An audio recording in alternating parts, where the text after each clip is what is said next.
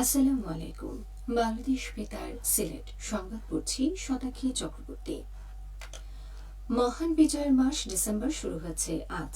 বাঙালির সুদীর্ঘ রাজনৈতিক ইতিহাসের শ্রেষ্ঠ ঘটনা ১৯৭১ সালের মহান মুক্তিযুদ্ধ। যাদের আত্মত্যাগের মধ্য দিয়ে মহান মুক্তিযুদ্ধে আমাদের বিজয় অর্জন হয়েছে, বিজয় মাসে সেসব লাখো শহীদের প্রতি গভীর শ্রদ্ধা জানাবে বাঙালি জাতি। প্রতি বছরের মতো এবারও বিজয়ের মাস সারা দেশের মতো সিলেটেও নানান অনুষ্ঠানের মধ্য দিয়ে উদযাপিত হচ্ছে। এ উপলক্ষে অন্তর্বর্তীকালীন সরকারের পক্ষ থেকে নানা কর্মসূচি হাতে নেওয়া হয়েছে। পাশাপাশি বিভিন্ন রাজনৈতিক দল ও সামাজিক সংগঠন পৃথক কর্মসূচি পালন করছে। ১৯৭১ সালের ২৬শে মার্চ স্বাধীনতা ঘোষণার পর ৯ মাসের সশস্ত্র স্বাধীনতা সংগ্রামের মধ্য দিয়ে বাঙালি জাতির কয়েক হাজার বছরের সামাজিক, রাজনৈতিক ও অর্থনৈতিক স্বপ্নসাধ পূরণ হয় ১৬ই ডিসেম্বর। স্বাধীন জাতি হিসেবে সমগ্র বিশ্বে আত্মপরিচয় লাভ করে বাঙালিরা অর্জন করে নিজস্ব ভূখণ্ড আর সবুজের বুকে লাল সূর্য খচিত নিজস্ব জাতীয় পতাকা। ভাষার ভিত্তিতে যে জাতীয়তাবাদ গড়ে উঠেছিল এক রক্তক্ষয়ী যুদ্ধের পর বিজয়ের মাধ্যমে ঘোষিত স্বাধীনতা পূর্ণতা পায় এদিনে। বাঙালির হাজার বছরের স্বপ্ন পূরণ হওয়ার পাশাপাশি বহু তরতাজা প্রাণ বিসর্জন আর মা বোনের সম্ভ্রমের বিনিময়ে এ অর্জন হওয়ায় বেদনাবিধুর এক শোকগাঁথার মাসও এই ডিসেম্বর। এ মাসে দেশের মেধাবী শ্রেষ্ঠ সন্তান বুদ্ধিজীবী হত্যার নৃশংস ঘটনা ঘটে। সমগ্র জাতিকে মেধাহীন করতে ১৪ই ডিসেম্বর দেশের অসংখ্য বুদ্ধিজীবীকে হত্যা করা হয়। ১৬ই ডিসেম্বর ঢাকার ঐতিহাসিক রেসকোর্স ময়দানে পাকিস্তানি বাহিনী আত্মসমর্পণ করতে বাধ্য হয়। সারা দেশের মতো সিলেটেও আজ পালিত হচ্ছে বিশ্ব এইডস দিবস।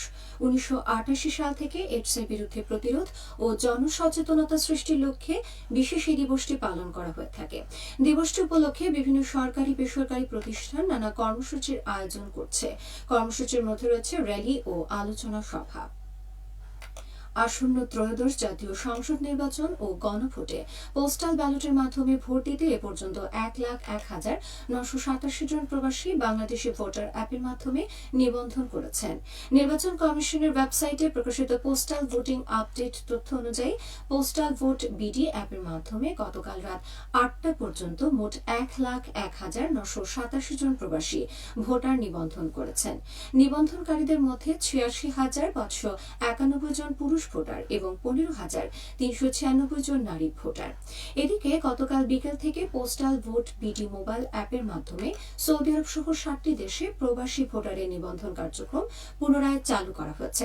আজ ইসি সচিবালয়ে পরিচালক, জনসংযোগ ও তথ্য প্রদানকারী কর্মকর্তা মোহাম্মদ রুহুল আমিন মল্লিক জানান, পোস্টাল ভোট বিডি মোবাইল অ্যাপের মাধ্যমে সৌদি আরব, সংযুক্ত আরব আমিরাত, কাতার, ওমান, বাহরাইন, কুয়েত ও মালয়েশিয়ার প্রবাসী ভোটারদের নিবন্ধন কার্যক্রম পুনরায় গতকাল বিকেল থেকে চালু করা হয়েছে।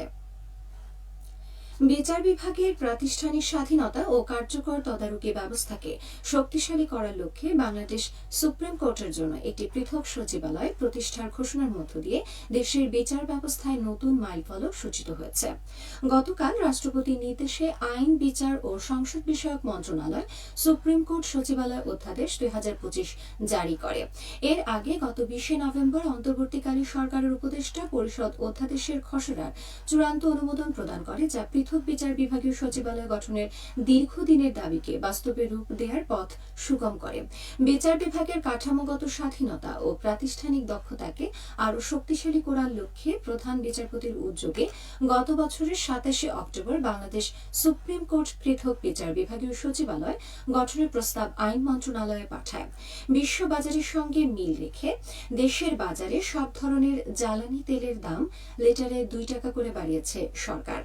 গতকাল জ্বালানি মন্ত্রণালয়ের সংবাদ বিজ্ঞপ্তির মাধ্যমে নতুন মূল্য সম্পর্কে জানানো হয়। আজ থেকে এই মূল্য কার্যকর হবে। নতুন ঘোষণা অনুযায়ী ডিজেলের বিক্রয় মূল্য প্রতি লিটার ১০২ টাকা থেকে বেড়ে ১০৪ টাকা। ১২২ টাকা লিটারের অকটেন কিনতে হবে ১২৪ টাকায়। পেট্রোলের দাম ১১৮ টাকা থেকে বেড়ে হয়েছে ১২০ টাকা। ১১৪ টাকার পরিবর্তে কেরোসিনের দাম হয়েছে ১১৬ টাকা।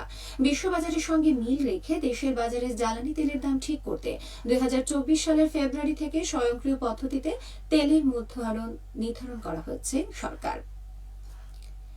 সিলেট মহানগর গোয়েন্দা পুলিশ ভারতীয় জিরাসহ 2 জনকে আটক করেছে। সাপুরান থানার দাসপাড়া এলাকার অভিযান চালিয়ে 127 বস্তা জিরাসহ এদের আটক করা হয়। মালামাল বহনকৃত ট্রাকটিও জব্দ করা হয়। উদ্ধারকৃত জিরার মূল্য 31 লাখ টাকা। সিলেটে গত 24 ঘন্টায় 15 জন ডেঙ্গু রোগী শনাক্ত করা হচ্ছে। নভেম্বর মাসে একদিনে শনাক্তের দিক থেকে এটি সর্বোচ্চ।